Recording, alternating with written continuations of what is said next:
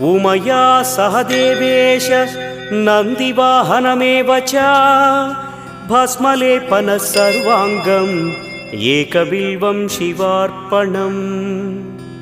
सालग्रामेषु विप्राणां तटाकं दशकूपयोः यज्ञकोटिसहस्रस्य एकबिल्वं शिवार्पणम्।